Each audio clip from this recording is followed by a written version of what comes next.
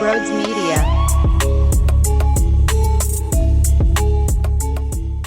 What is going on, everybody? Welcome on into Sports Talk with Broads. Tonight I'm going to do a combo pod. So we'll discuss the Flyers loss and the Sixers loss. It's Thanksgiving Eve. I got a lot going on here over the next 24 hours or so. This is what I think will fit my schedule best, so we'll do it like this. Before we talk about both, which it sucks. You couldn't give me two dubs, you know? The Sixers playing their third game in 4 nights. No Joel Embiid against a Minnesota team that has been playing extremely well. That went about as expected, especially when you see Marcus Morris is the guy who's starting at center instead of maybe looking in Paul Reed's direction. Maybe not the difference anyway, considering Tyrese Maxey took 19 shots to get his 16 points, so not really good from him at all. And the Flyers have a 5-game win streak that gets snapped. Come on, you could have given me one that I can lean on a little more heavier because there's excitement. Instead, it's doom and gloom for both of them tonight. Brutal. What's not brutal, though, is HelloFresh. HelloFresh has changed my life. HelloFresh has changed my life. HelloFresh has changed my life. I just want that to be literally in your head 24/7. HelloFresh has changed my life because it can change yours as well. And there's nothing worse than being stuck in that recipe rut when it comes to dinner time. That's why HelloFresh gives you over 40 recipes to choose from every week. There's always something so delicious, and it gets dropped off right at your door. It's pre-portioned. You don't have to go grocery shopping anymore, and it takes about 5 minutes to prepare, 15 to 20 minutes to cook. Bada bing, bada boom. You have a home-cooked meal on your table. If you go to HelloFresh.com/50Broads and use code 50Broads, you will receive 50% off plus free shipping. That's code 50Broads for 50% off plus free shipping. HelloFresh is America's #1 meal kit. Where do we begin? I guess we'll start with the Flyers. All right, I don't think they played bad at all. I actually thought they had a lot of excellent opportunities, but Sorokin stands tall. He stands on his head. Cam Atkinson gets robbed. Sean Walker hits the pipe on a short-handed odd-man rush, and then he goes back and back-checks his ass off and has a crazy check into the boards. Talk about a guy who's playing all over the ice, willing to jump up in the play, but also knowing that if it doesn't work out, he's getting back as quick as possible. I'll tell you what, he's night and day from Zamula. Zamula's got to be out of this lineup. He was rough, and Torch was fired up on the bench after that second goal. Zamula, no. Belpedio, yes. And look, Mark Stahl probably isn't going to hold down the fort much longer either. So maybe it's let's pray for Rasmus Ristolainen to get on the ice and be a very serviceable defenseman. But Zamula, I know we're willing to go through ups and downs with some players.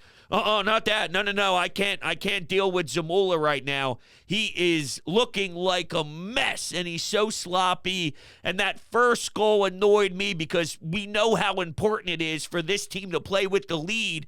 Carter Hart wasn't good there. The defense wasn't good there. It squeaks through. Got to be sharper all the way around. And when you're playing from behind, it's very difficult, especially with a structured team like the New York Islanders. Not that it's Barry Trotz. It's not Barry Trotz, but they're just not a fun team to play against. They're not an appealing team from a fan entertainment level to watch. They just play this style of hockey and then ask their goalie to make spectacular saves, and that's what happened. To the Flyers' credit, though, they never rolled over and died right until the very end, right until the very last buzzer. They were right into this. They were applying all the pressure. Such a heavy forecheck. I was surprised that Hathaway didn't get called for a boarding when they scored the second goal. What a pass from Bobby Brink to Joel Farabee. Their connection is like no other. They definitely have like a sixth sense, or they have eyeballs in the back of their head where they always know where one of each other is. Bobby Brink passes to Farabee. It's pretty crazy. So let's keep them together. But yeah, I mean, there's plenty of chances for a couple of these guys. Sean Couturier had one where he was going hard to the paint there. And Owen Tippett had a bunch of shots. Now, maybe we can ask for more of them to hit the net. And there were a lot of block shots for the Islanders, too. A lot of attempts to shoot the biscuit just didn't fall for them tonight, and I don't think it was a lack of effort. I think they played extremely hard. A couple of defensive lapses, and I guess opportunistic is a good way to look at how the New York Islanders pounced on some of the mistakes made by the Flyers, and then essentially Sorokin was great, and that's pretty much the summary of what happened. But yeah, there's no doubt about it that I need John Tortorella to yank Zamula out of the lineup right now. I know I'm going to be saying the same exact thing about Mark Stahl, though, and that's the issue, because without Rasmus Ristolainen actually dressing and playing, I know he's getting closer, I know he's taking steps, and they're taking strides in the right direction, but until he's actually physically able to put the sweater on and take a night out there to play 20-plus minutes in real NHL regular season action, well, one of the Zamula or Mark Stahls will be in there. So what do we do? What do we do? We throw up when they're on the ice because we have to watch trash, unfortunately. Good goal by York when you're down 2-0. He got stoned, but he stays with it. He smacks it around. Probably didn't expect that one to be the one that goes in. But just keep firing away. That's all. Keep putting pucks on net. It was a good play by him. That's what I'm saying. When it's 2-0, they don't give up. I thought they had more chances throughout. I really do. And even if it's closer than I just said, and it was maybe just as good as chances on both sides, I don't think that's the case. I think the Flyers had more. But I'm just saying, they could have netted a few more if it was an off day for Sorokin. Sucks. I wanted to see 6 in a row. Okay, so yeah, there was that. Nelson looks 97 years old on the bench. He's sitting there scoring goals left and right. Ridiculous pass for the Islanders' third goal, backdoor tap-in. But he's looking at himself on the bench, or the broadcast is showing him on the bench, and I'm looking at him go, this guy's scoring 10 goals right now. He's got 10 Genos so far this season. This guy, he looks like my great-grandfather. Man, he's just doing it. Here I am talking about him. Okay, so let's look at the Sixers real quick. I don't really know what to do with that game. There's really no substance. Once Joel Embiid was ruled out, what are you going to do? He's played all the games this year, second half of a back-to-back, 3 games in 4 nights. It's an obvious, let's sit him down, let's rest him. I didn't anticipate Nick Nurse going with Morris. Maybe that's for Paul Reed to stay in his role currently. I didn't see anything from Nick Nurse after the game. I'm sure he got asked about it. I guess maybe I'll get an update and see if any of the guys who cover the team tweet any sort of quotes out about it. Marcus Morris did have a spurt, to be fair, for whatever that's worth. He actually did better than I anticipated. But it's still not like it's something that I would enjoy moving forward. I think that's fair to say. Here's some Tortorella quotes. He had to circle back on a couple players he thinks he needs more from. Didn't specify, but was generally happy with the performance tonight despite the loss. I think I know who he's talking about. I think his name rhymes with Shmigor Shamula. Just saying. Okay, I want to get to the Nick Nurse side of things, though, because he would need to clarify on why that happens. I don't know. I don't see anything right now. Maybe he didn't speak yet. There's nothing to do with this game. Bad passes by veterans. Oh, man, my whole entire... Oh, man. What a mess this is. My phone's plugged in to the USB port in the back of my Mac. And my phone just dropped, so it completely moved my entire cam over. Bad passes all around. Patrick Beverley is throwing hook shots up that aren't even close to the rim.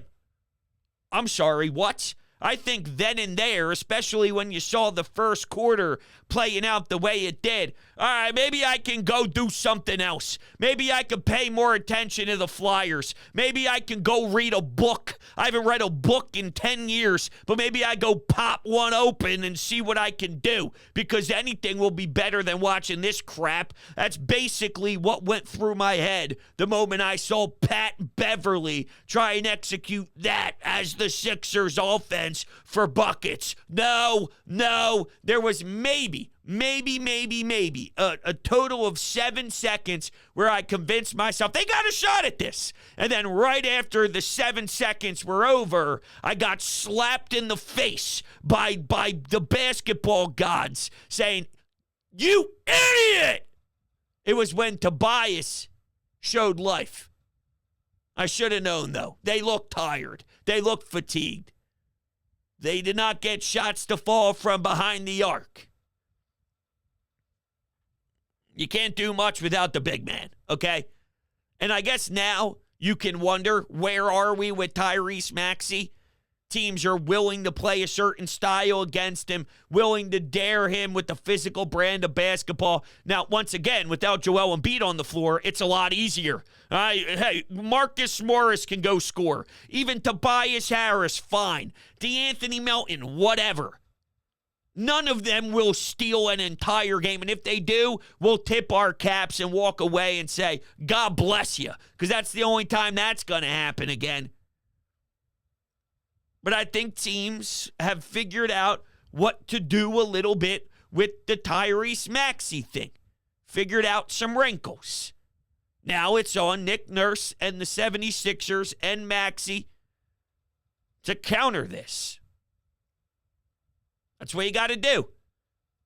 It was never going to be a straight upward trajectory.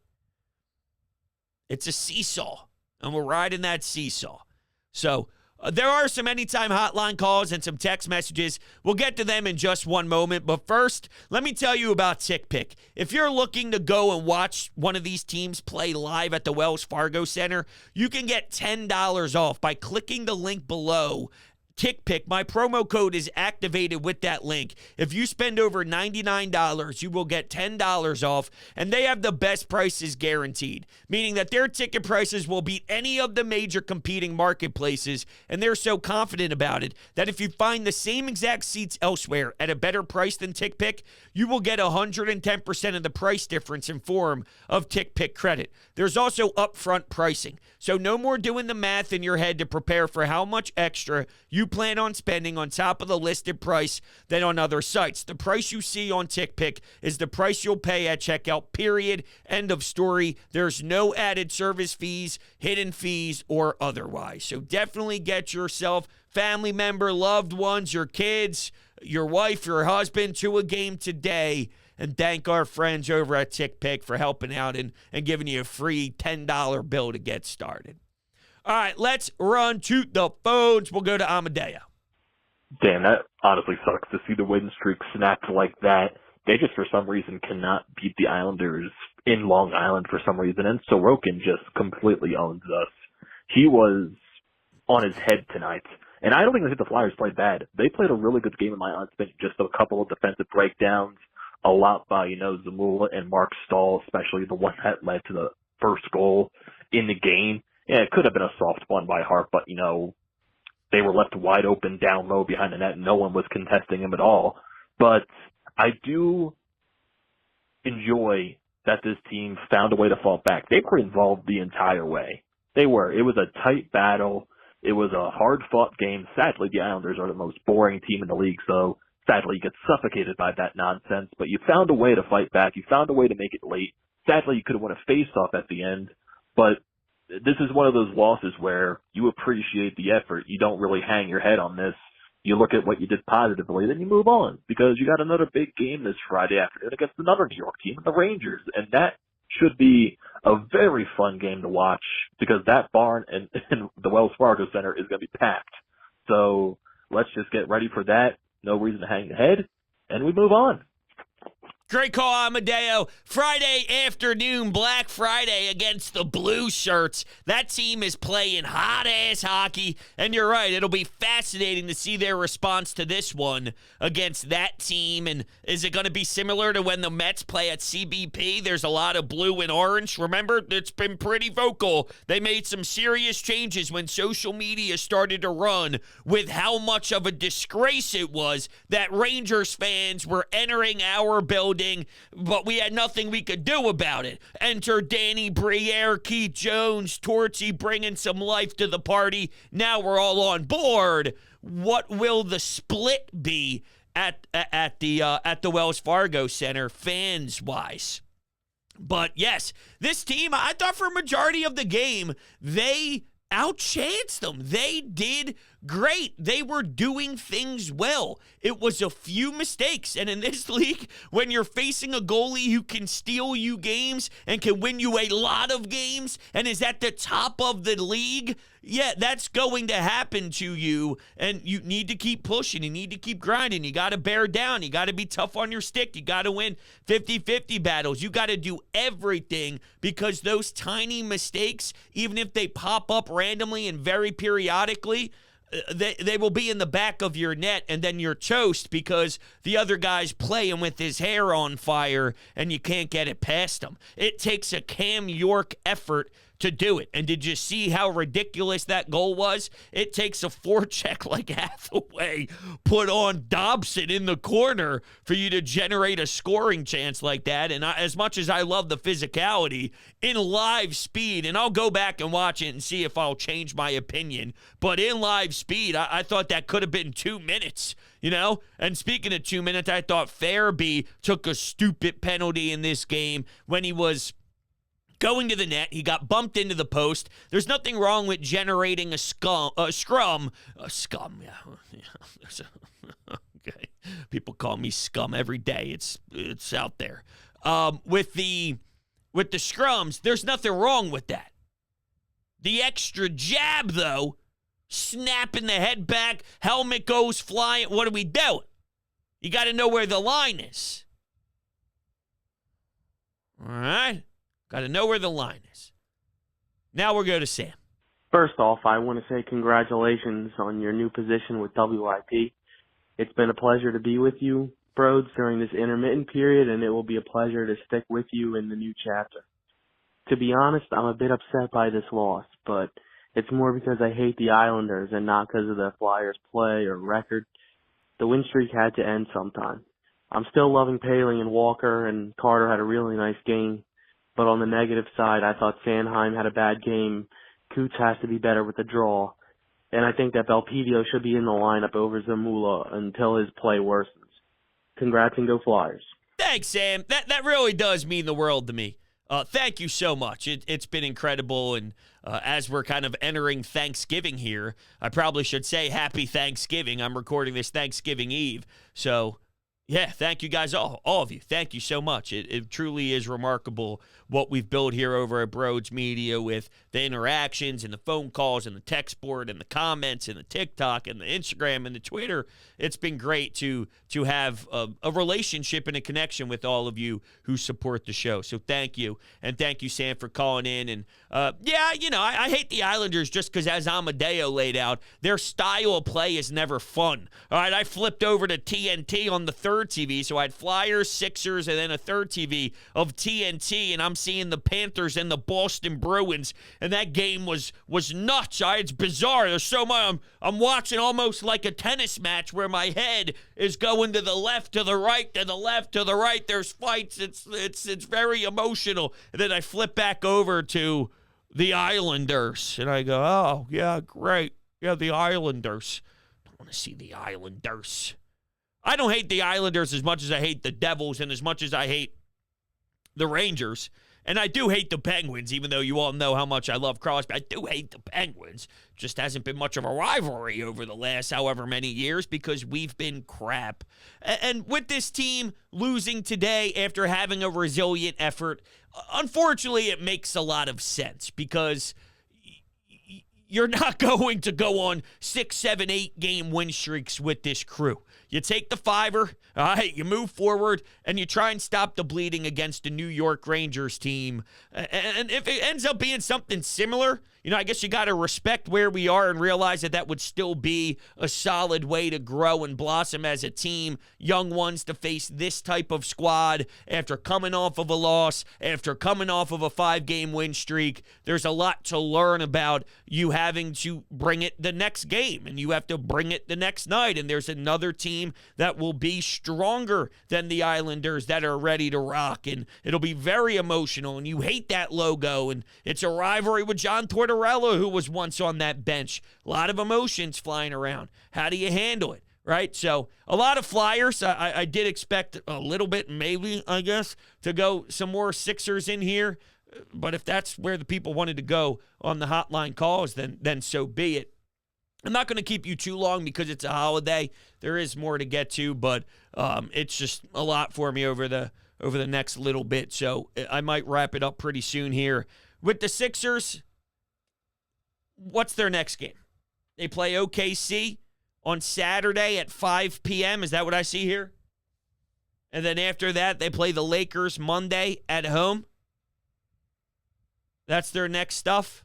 Okay. Let's wait for Joel Embiid to return. This was almost a throw-it-away game. Really, the only thing that I truly take out of it is more just about where Maxey is, and I would like for him to kind of get back into a good, solid ass-kicking every night. That's all. Nothing from Nick, huh?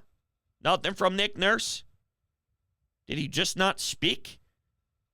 Because there's not one beat reporter tweeting one tweet? Here's Austin Krell's little tweet, little blurb on his post. These slow starts are becoming a theme for the Sixers, who had a bad game from Maxey, bad decision from their big man depth, and no sustained run on the second night of a back-to-back. Okay.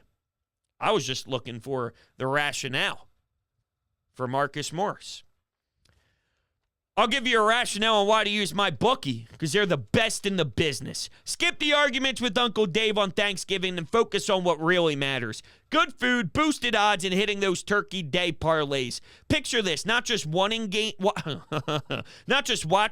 but turning every second into a potential win. With my bookie, you can stream the games live and bet them, and turn any game day into a payday. Ready up your game? Sign up today and make your first deposit with promo code BROADS for a sweet deposit bonus up to $1,000. That's promo code BROADS to claim your bonus. This isn't just a promo code, it's your secret weapon to get the extra edge on the house. The best part is you don't need to be a sports whiz to win at MyBookie. You can cash in on everything from politics to your favorite shows and then some. Bet anything, anytime, anywhere, only with MyBookie. Let's take a text or two on the Sixers to even things out here. I'll get some Sixers opinions in. This is from Tony. And Tony texts in and says, should we be upset that Joel Embiid did not play? Does he want to get back on track after a loss? Don't they have to figure out how to play with him under a new head coach? I feel this is wasted time. Now is the time to get everything on the same page so when they get to the playoffs, they're as ready as they can be. Their last game was what? Sorry, I'm having a big blah. What was their last game? Did they lose their last game? No. I don't think they did. If my memory serves me correctly. Oh, yeah, they did, the Cavs. I forgot about the Cavs game right before that right after that Nets game. They played the Nets right before and won on that Sunday afternoon, then the Cavs. That's right. I apologize. That's right. So you had the Cavs play-in game, in-season play-in tournament thing, whatever. To your point, Tony, that he needs to play because Nick Nurse is trying to incorporate something, and you have a new ball handler out there, so you're trying to get on the same track. If by the end of this, the 3 or 4 or 5 games that maybe you try and rest Joel Embiid, if that's the difference in you being an Eastern Conference Finals team, or if that's the difference of getting out of the second round, 4 or 5 regular season games, especially one that we're talking about before it's Thanksgiving, We talk about the NBA not starting until Christmas, a pre-Christmas game. If that's the difference in reaching your ceiling and matching whatever the highest this team can be, then you're not as good as you think you are. Because the teams that win a championship, their best players don't play 82 regular season games. There's nights where one plays and the other doesn't play. One guy takes 2 games off. The other guy's out there running with the second teamers a lot more. You go to your bench a lot differently. No, I'm not going to bitch that Embiid sat a second half of a back-to-back with a third game in 4 nights. No. NBA guys sit these games out all the time. And even teams that will go farther than you in the playoffs do that. Jaylen Brown and Jason Tatum. You're telling me every single game over the last X amount of years they've played together, or there's some nights, and you're telling me the difference in them winning an NBA championship were those couple of nights where one guy sat? No, I'm sorry. No. I'm sorry. I don't see the same thing that you see here, Tony. With that, we'll wrap things up. I love you guys to death. I really do. I appreciate it. You guys are phenomenal. Happy Thanksgiving, everybody. Enjoy the time with your family. Don't take it for granted. Enjoy that time. Watch some football, have some wine, drink a cold one, enjoy the food, have a nice cheesecake. Dude, there's nothing better than cheesecake. I might even make HelloFresh for my Thanksgiving. I love you guys to death. We'll be talking very, very soon.